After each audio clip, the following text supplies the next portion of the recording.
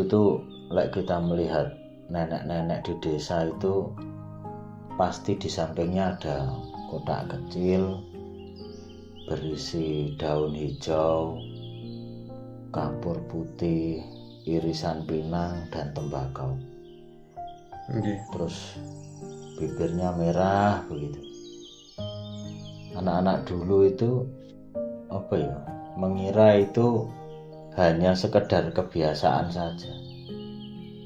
Padahal dari benda yang sederhana itu tersimpan jejak budaya panjang yang melintasi kerajaan, perdagangan, pengobatan tradisional sampai pada simbol kehormatan. Tradisi itu disebut nginang dalam bahasa Jawa. Ada juga yang menyebutnya kinangan. Apa kinangan itu kan gitu ya? Seperangkat bahan untuk mengunyah campuran daun sirih dan bahan-bahan lain.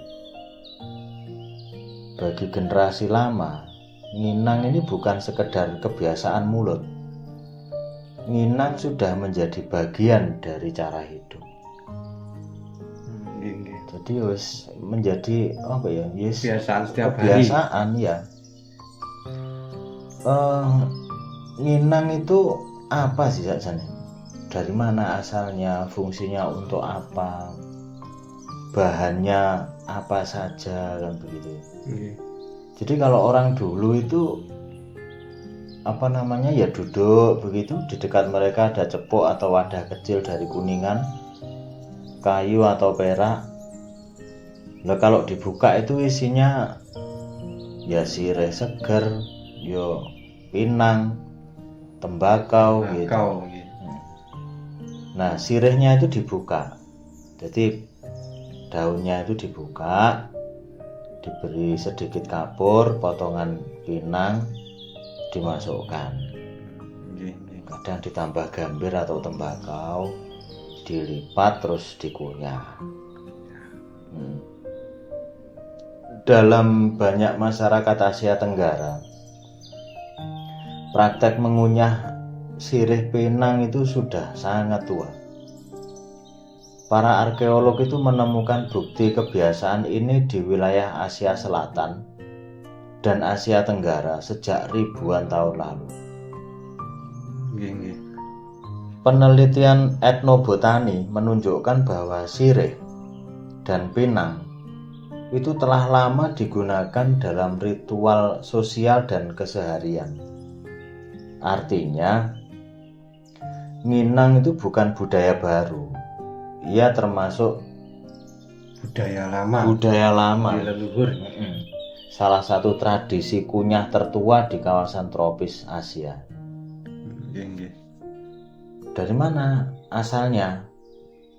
Ya kalau ditanya asalnya ya sulit untuk menunjuk satu daerah sebagai asal mutlak nginang ini. Karena tradisi ini sudah menyebar luas hampir ke seluruh Nusantara. Di Jawa, Sumatera, Bali, Kalimantan, Sulawesi sampai Papua sana. Namun di Jawa, nginang itu sangat kuat tercatat dalam lingkungan keraton, desa agraris, dan pada adat pernikahan. Dalam naskah-naskah Jawa lama, serta budaya keraton Jogja dan Surakarta, sirih itu memiliki kedudukan penting. Bahkan dalam upacara lamaran dikenal istilah siraman, seserahan dan perlengkapan sirih. Sebagai lambang kesungguhan ya dari si manten itu tadi. Jadi di Jawa nginang itu ya tidak bisa dikatakan miliknya daerah tertentu, itu enggak bisa. Enggak bisa diakui ya. Enggak bisa. Ia adalah kebiasaan lintas wilayah yang kemudian menjadi identitas budaya tradisional yang saat ini masih dilakukan. Ya walaupun sudah agak jarang yang melakukan. dan kandungannya itu ya sangat luar biasa. Contohnya daun sirih. Daun sirih itu kan berbentuk hati gitu, aromatik. Rasanya ya getir-getir seperti itu. Dalam pengobatan tradisional, sirih ini dikenal memiliki sifat antimikroba, sehingga studi modern menunjukkan ekstrak daun sirih mengandung senyawa fenolik dan minyak asiri yang dapat menghambat pertumbuhan bakteri tertentu. Untuk menghambat bakteri juga. Nah, buah pinang itu biasanya diiris tipis gitu. Ini sama memberikan sensasi pahit, sepet dan pahit-pahit sepet begitu. Karena mengandung alkaloid dan seperti arikolin gitu. Lelek kapur sirih itu berasal dari kalsium hidroksida untuk membantu reaksi kimia saat dikunyah, sehingga keluar rasanya, terus warnanya gitu. Agak kemerah-kemerahan. Ya merah itu.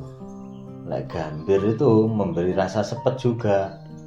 Tembakau itu jelas pahit. Bahan-bahan itu dibungkus terus dikunyah. Jadi rasanya ya pahit sepet begitu. Bercampur. Lah ini kenapa kok bibir ini menjadi merah gitu ya? Ini biasanya dulu medeni cilik-cilik.